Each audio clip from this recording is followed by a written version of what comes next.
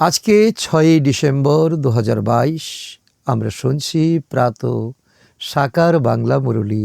আজকের মহাবাক্য, এই মহাবাক্যে বাবা বলেছেন, মিষ্টি বাচ্চারা, 3 পিতার রহস্য সকলকে গল্পের মতো করে শোনাও।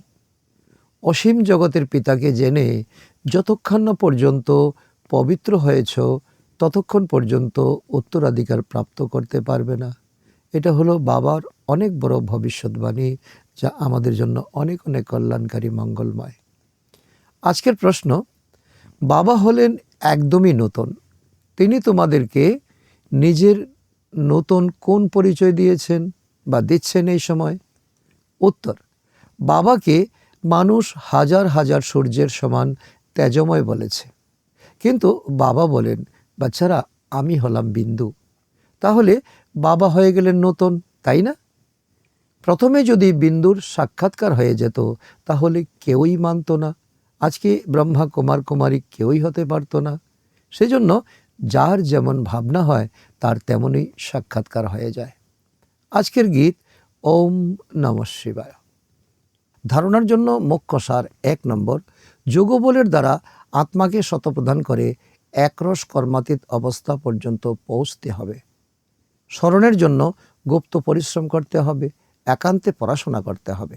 নাম্বার 2, বাবার থেকে মুক্তি, জীবন মুক্তির উত্তরাধিকার নেওয়ার জন্য এই অন্তিম জন্মে অবশ্যই পবিত্র হতে হবে।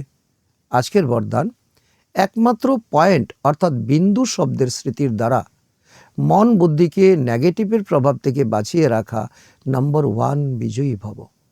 এই সুন্দর বরদান বাবা আমাদেরকে দিচ্ছেন। তার ব্যাখ্যা হলো, বর্তমানে বিশেষভাবে মায়ার প্রভাব মনে নেগেটিভ ভাব এবং ভাবনার উৎপন্ন করায় বা যথার্থ অনুভবকে সমাপ্ত করে দেওয়ার সময় চলছে, অত্যন্ত কঠিন সময় চলছে। সেই জন্য প্রথমেই সেফটির উপায়কে গ্রহণ করো। কী করে নিজেকে বাঁচাবে? এর বিশেষ উপায় হলো কেবল একমাত্র পয়েন্ট শব্দ, বাবা বিন্দু। কোনো সংকল্প, কথা বা কর্ম ব্যর্থ হলে তখন সেখানে পয়েন্ট লাগিয়ে দাও, আর এক মুহূর্ত সেখানে আর বৃদ্ধি হবে না। তবেই নাম্বার 1 বিজয়ী হতে পারবে। মায়ার স্বরূপকে চেনো, সিজনকে চেনো, অর্থাৎ এই কোন সময় চলছে সিজনকে বোঝো, চেনো, জানো আর নিজেকে সুরক্ষিত করে নাও।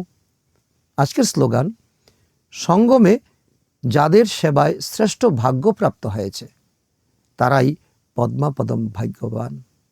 আজকের সমান আমি নম্বর 1 বিজয়ী আত্মা। আচ্ছা, ওম শান্তি।